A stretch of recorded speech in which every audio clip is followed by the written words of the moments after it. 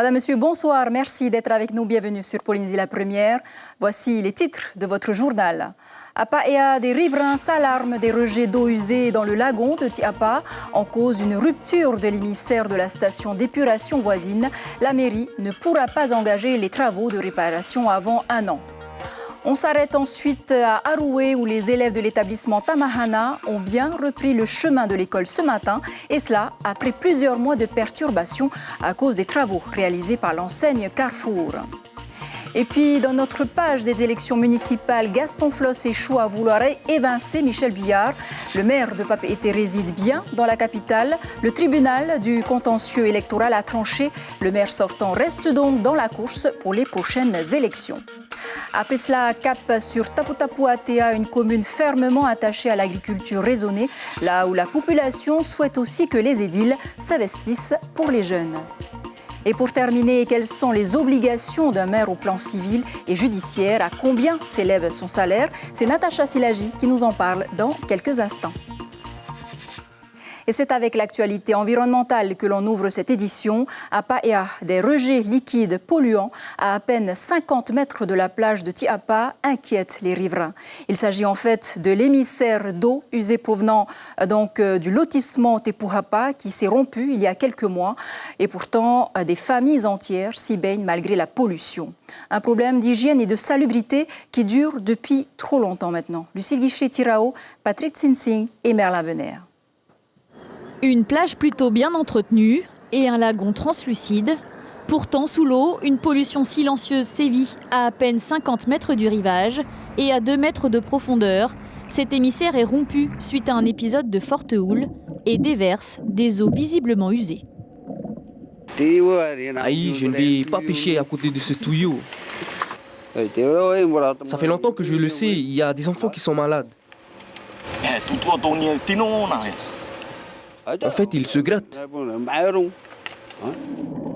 À l'autre bout de l'émissaire, la station d'épuration du lotissement Tepuhapa, saturée et rejetant des eaux non conformes à 50%. Construite il y a 30 ans par l'OPH, ces eaux usées devaient être rejetées au large. Mais le conduit a été arrêté avant par souci d'économie. Ici, comme sur toutes les autres plages de Paea, le lagon est impropre à la baignade depuis des décennies. Ça fait longtemps qu'ils savent que c'est polluer la mer. On a même la mairie, l'a emmené un banquette là, sur la route. Ils ont dit, bon là, la mer, éviter de se baigner pour les enfants, surtout pour les enfants. La gestion de la station d'épuration est aujourd'hui à la charge de la commune avec la Polynésienne des eaux. Et dans le schéma directeur de l'assainissement de Paea, il est prévu la reconstruction de la station et la mise aux normes de l'émissaire. Mais les travaux promettent d'être longs et la baignade déconseillée en attendant. Je préfère avoir les derniers rapports du centre d'hygiène, mais je pense qu'il vaut mieux s'abstenir pour l'instant. Et voilà, on a pris en compte le problème et donc des moyens supplémentaires vont être accordés pour la réparation de cet émissaire. Mais là aussi, ça ne sera que temporaire, puisque comme on sait, l'émissaire doit traverser tout le lagon et aller au large. Selon le centre d'hygiène publique, 4 émissaires défectueux rejettent leurs eaux usées dans le lagon de Tahiti, contribuant ainsi à la pollution bactériologique. Et avant même cet incident, la commune de Paea a pris un arrêté municipal en 1995 interdisant la baignade de façon permanente sur ce site de Tiapa. Et en ce lundi, les 184 élèves de l'école Tamahana de Aroué ont repris le chemin de l'école après plusieurs mois de perturbations causées par les travaux du magasin Carrefour. On vous rassure, tout de suite, ça va beaucoup mieux. 30 climatisateurs ont été installés, les plus petits de la maternelle, les plus affectés aussi par le chantier, travaillent désormais au calme et au frais. Brigitte Olivier, Nicolas Suire. Enfin, des petits plus attentifs, plus sages, moins perturbés. Ça y est, les climatiseurs ont été installés durant les vacances scolaires dans cette école maternelle qui a beaucoup souffert depuis le début des travaux du magasin Carrefour à Roué. C'était l'enfer parce que les enfants, en fait, ils n'arrivaient pas à se concentrer avec le bruit et la chaleur. Ils étaient très énervés. Avec la chaleur, on n'arrive pas à travailler. L'école n'est ouverte que depuis quelques heures, mais les classes sont fraîches et pratiquement silencieuses. Juste un ronronnement au loin qui rappelle que l'enseigne a entrepris des travaux de rénovation, notamment pour ses chambres froides, la réception des marchandises et l'installation de citernes d'eau. Carrefour a accepté de financer l'édification d'un mur et les 30 climatiseurs. Le directeur du magasin n'endosse pas l'entière responsabilité des nuisances qui ont rendu la vie insupportable aux 184 élèves de l'école maternelle depuis septembre. Les travaux ont démarré déjà officiellement qu'à partir du mois de décembre. Donc nous, à partir du mois de décembre, nous nous étions engagés auprès de la mairie à financer l'installation des climatisations et dans un deuxième temps d'installer l'installation également de panneaux photovoltaïques. Aujourd'hui, cet engagement pris ne concernait que la partie financement, c'est-à-dire qu'aujourd'hui l'installation ne devait pas être effectuée par Carrefour, il devait être effectué par la mairie. Aujourd'hui, il y a eu quelques contretemps qui ont fait que la mairie n'a pas installé les clim en temps et en heure. Désormais, des réunions mensuelles seront organisées avec l'école, l'APE, Carrefour et la mairie. Et déjà, à l'heure de la sieste des petits, les entreprises se ménagent une pause. On a pris l'engagement d'arrêter les travaux, ça en accord avec l'école et l'association des parents d'élèves, entre midi et 1h. C'est la pause méridienne, donc l'heure pour les enfants de faire la sieste entre midi et 1h. Donc on profite de ce temps-là pour arrêter le chantier et donc laisser faire les enfants prendre leur sieste correctement. Mais le plus dur n'est pas encore passé. Quelques semaines difficiles sont prévues fin mars pour des travaux d'excavation. Le chantier prendra fin en décembre 2021. Au chapitre judiciaire maintenant, les 7 prévenus interpellés au mois de janvier pour avoir importé 600 grammes d'ice par voie postale ont été présentés cet après-midi en comparution immédiate. Pour mémoire, des petites quantités de 20 grammes d'ice étaient envoyées au bureau de poste de Papeete dans des enveloppes en provenance des États-Unis. Les noms des destinataires et des boîtes postales étaient faux, ce qui permettait à 2 complices de l'OPT de récupérer les plis et de les transmettre aux autres membres du trafic. L'affaire a été renvoyée devant le parquet pour une nouvelle instruction. Justice toujours avec le procès en appel ce matin de l'ex-entraîneur de boxe de Haurey, condamné il y a 2 ans à 20 ans de prison pour avoir violé 4 mineurs dans le bâtiment du club, allant même jusqu'à filmer ces viols. Eh bien, l'homme âgé de 47 ans au moment des faits a demandé à faire appel. Le procès qui s'est ouvert à huis clos total ce matin à la demande de l'accusé devrait durer 3 jours. On ouvre à présent notre page dédiée aux élections municipales.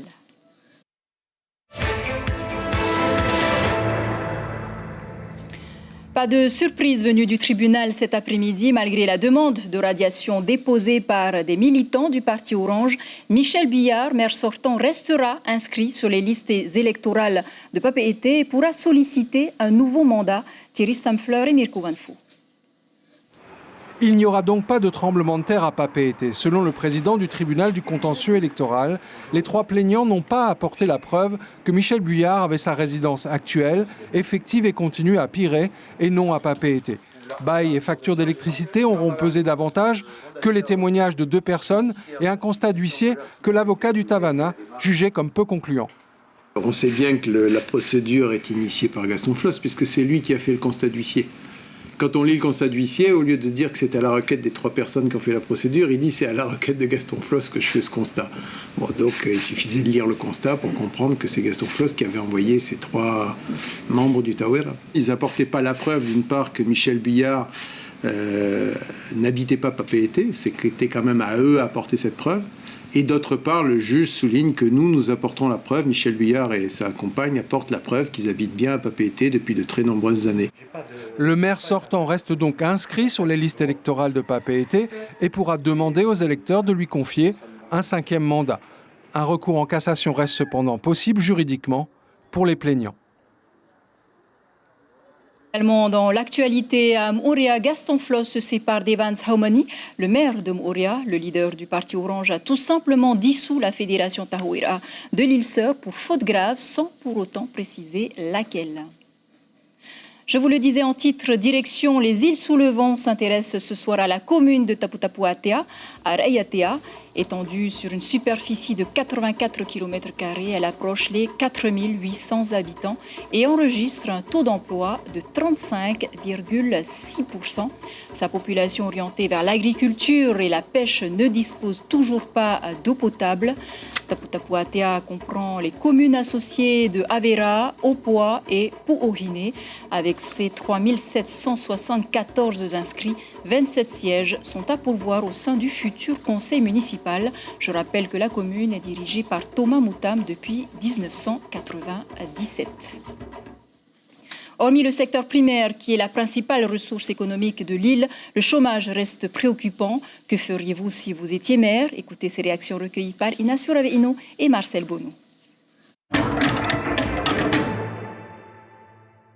Il faut une bonne gestion, il ne faut pas s'occuper que de soi. Quand on parle de bonne gestion, il ne faut pas rester dans une logique partisane. Mais le truc qui reste, dans les travailleurs, on sait à eux, ça révèle l'autre, ça ne monte pas dessus, ça ne change pas.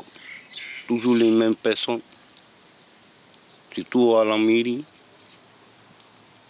Il y a plein qui au travail, ça ne monte pas dessus tant d'années même. Au moment 2 ans, tu dois arrêter 3 ans, après tu recommences. C'est pour valoriser ce marché. Et comment? En attirant les jeunes, plutôt les jeunes. Et il faut chercher aussi ce que les jeunes ils veulent aussi. Et de quoi s'occuper, quoi. Aider les gens qui n'ont pas de travail. Et puis dans le fond, c'est un locuteur. Pas pour. Sinon, aider les jeunes, il y a plein de jeunes qui n'ont pas de travail. Pour que Tapu Tapu Atea soit bien, il faut aider le peuple, les chômeurs surtout, qu'ils s'en sortent eux aussi.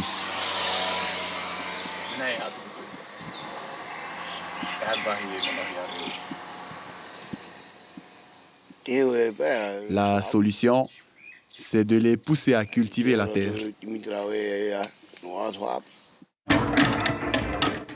Ce qui nous amène aux missions du maire. Quelles sont ses obligations au plan civil et judiciaire? Quels sont ses devoirs en matière d'environnement? À combien s'élève son salaire? C'est Natacha Silagi qui nous en parle ce soir. Bonsoir. Bonsoir. Il faut d'abord rappeler que le maire est un agent de l'État. Il a beaucoup de missions. La première étant d'exécuter les décisions du conseil municipal et la deuxième de gérer la commune, une fonction qu'il peut déléguer bien sûr à plusieurs adjoints. Alors que veut dire administrer une commune? Le maire est officier d'état civil. Sa fonction la plus pratique, je dirais, c'est-à-dire qu'il délivre les actes de naissance, de décès et qu'il célèbre les mariages. Mais il est aussi officier de police judiciaire, ce qui veut dire qu'il est responsable dans sa commune du maintien de l'ordre, de la sûreté, de la sécurité et de la tranquillité, bien sûr, et également de la circulation et du stationnement avec la possibilité, vous le savez, pour la police municipale de verbaliser les conducteurs. Les immeubles en ruine sont aussi sous sa responsabilité. Les communes ont aussi des obligations en matière d'environnement. C'est le fameux Code général des collectivités territoriales ou CGCT, dont les obligations en matière d'assainissement et d'eau potable ont été reportées au 31 décembre 2024. Et heureusement, parce qu'on est loin du compte en Polynésie. Les maires ont aussi des devoirs en matière de déchets et d'énergie.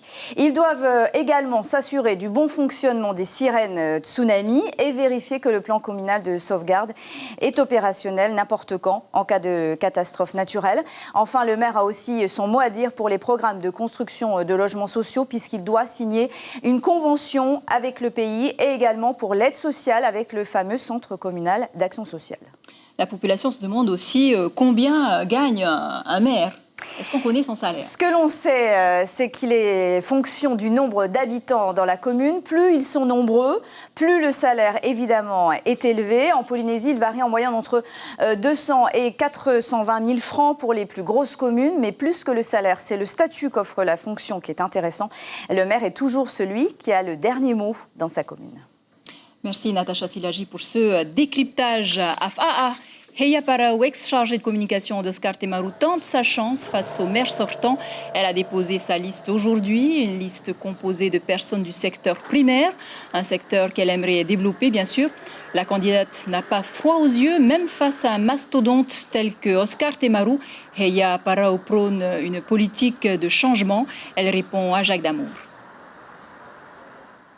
C'est bien parti, parce qu'on a pris du temps pour constituer une merveilleuse liste avec des personnes exceptionnelles et surtout représentatives du secteur primaire, parce que c'est dans ce secteur que nous allons vraiment rappeler la valeur, les ressources, les richesses de notre pays. Nous avons toutes les compétences, tous les savoir-faire du pays que nous tenons en fait à valoriser, et c'est une liste exceptionnelle. Ensuite, je crois qu'il est temps de laisser la place aux autres. Et puis le contexte actuel, le contexte politique démontre bien, que la population de Fa'a aspire à un changement. Tandis qu'à Paea, Anthony Géros, le numéro 2 du parti indépendantiste, présente une liste d'union, Tahoira Tavini, composée de jeunes colistiers censés incarner la jeunesse de la population de Paea, où un habitant sur 2 a moins de 30 ans. Anthony Géros, qui a également déposé sa liste aujourd'hui, propose une liste d'alternance. On l'écoute au micro de Jacques Damour. Ça me fait la 5e fois consécutive que je me présente aux élections à Paea, un peu comme Lincoln, quoi. Et je pense que cette fois-ci, ce sera la bonne, puisque sur les 3 listes en lice, on est celle de l'alternance. Voilà. Pas de surprise sur cette liste? Non, aucune surprise. Que des bonnes volontés, des personnes décidées à servir cette population pour les 6 ans qui viennent, et surtout offrir ce qui n'a pas encore été offert depuis 40 ans. Nous vous le disions tantôt, Michel Billard brigue un nouveau mandat à Papeete, avec cette fois la promesse de plusieurs projets qu'il souhaite réaliser. Parmi les problématiques de la population vivant dans les quartiers, il y a bien sûr les inondations récurrentes subies par la population de Vainignore, Puea et Taunouin. Le Tavana compte changer cela. On l'écoute dans le cadre de l'invité café. Ce sont les projets qui nous attendent encore. Il faut savoir que plus de 30 milliards de projets sont déjà recensés dans les cartons de la mairie, que ce soit au niveau des investissements privés pour la construction de logements. 800 logements sont prévus. Il y a également des investissements déterminants qui seront mis en place par le pays, et également des investissements qui seront mise en œuvre par la commune. Donc tout ça pour un montant très très élevé de l'ordre de plus de 30 milliards de nos francs.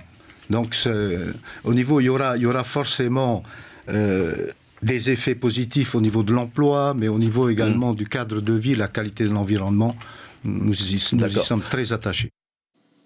Et demain matin, Chantal Galnon, candidate du Tabini Atira, sera l'invité café de votre matinale radio. La tête de liste de Ahere Yapapete viendra présenter son programme pour la capitale. Vos questions sont attendues au 40 86 16 00. Et c'est ainsi que se referme cette page des élections.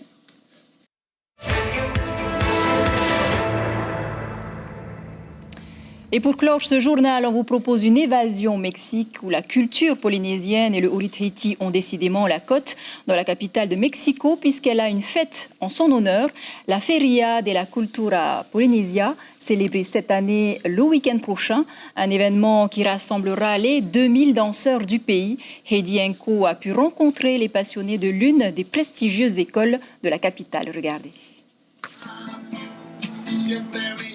Loin des clichés des telenovelas, le Mexique est un pays riche de son histoire, avec les temples aztèques ou mayas, de paysages hors du commun et de sa culture.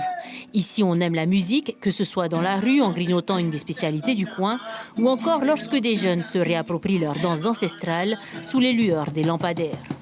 Mais ici, dans la capitale la plus peuplée d'Amérique du Nord, une trentaine d'écoles de danse polynésienne ont fleuri depuis une vingtaine d'années. Maria Elena, passionnée de hula à ses débuts, est devenue accro au Hurit'hiti.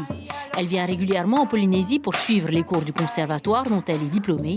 Elle suit aussi les séminaires de Macao Foster ou de Matani Kainuku en Polynésie comme au Mexique. Elle a même appris les différentes percussions avec Hekura Nui. Tica, tica, sin, por favor. 1, 2, 3.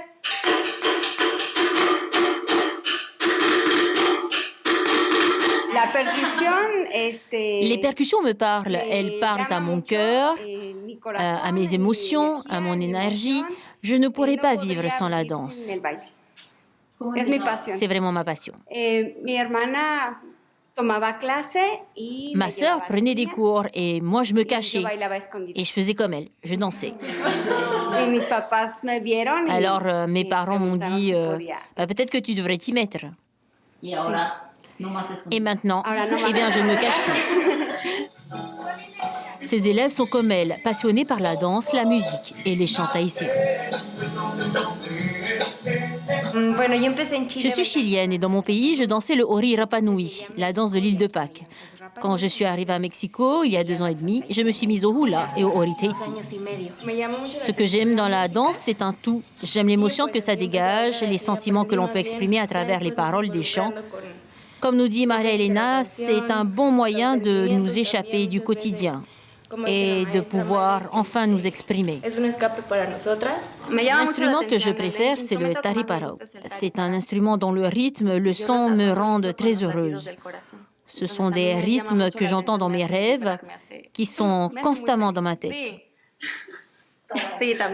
Cette passion, oui, je l'ai jusque dans la peau avec des tatouages. C'est un Tahitien qui s'appelle Teiki et qui vit ici à Mexico qui m'a tatoué. Ces amoureuses de la culture polynésienne rêvent de participer un jour au Heiva dans l'un des groupes locaux. En attendant, leur cœur bat au rythme du Ori Tahiti. J'aime tout dans la culture polynésienne. Je pense que j'étais tahitienne dans une autre vie. Oui, je pense que j'aurais dû naître à Tahiti. J'aime la musique, la façon d'être des Polynésiens, leur joie de vivre. J'aime tout. Voilà le résultat de 20 ans de Ori Tahiti au Mexique. Et c'est ainsi que s'achève ce journal dont je vous rappelle l'information principale. À Paea, des rejets liquides polluants à peine 50 mètres de la plage de Tiapa inquiètent les riverains. Il s'agit en fait de l'émissaire d'eau usée provenant du lotissement Tepuhapa qui s'est rompu il y a quelques mois. La mairie ne pourra pas engager les travaux de réparation avant 1 an. À la une de vos quotidiens, demain, la dépêche titre sur la radiation de Michel Buyard des listes électorales qui est donc rejetée. Et puis Tahiti Info nous invite à nous replonger dans la belle époque avec le domaine Kelum de Moorea. Voilà pour l'essentiel de l'actualité. Merci de nous rester fidèles. 5h30, vos infos radio. À suivre votre émission Patitifa consacrée à la statue AA. Très belle nuit sur la première. À demain.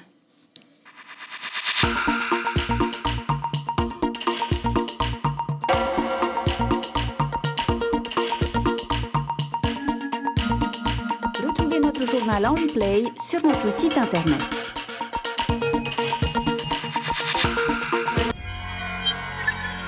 Retrouvez ce programme en replay sur notre site internet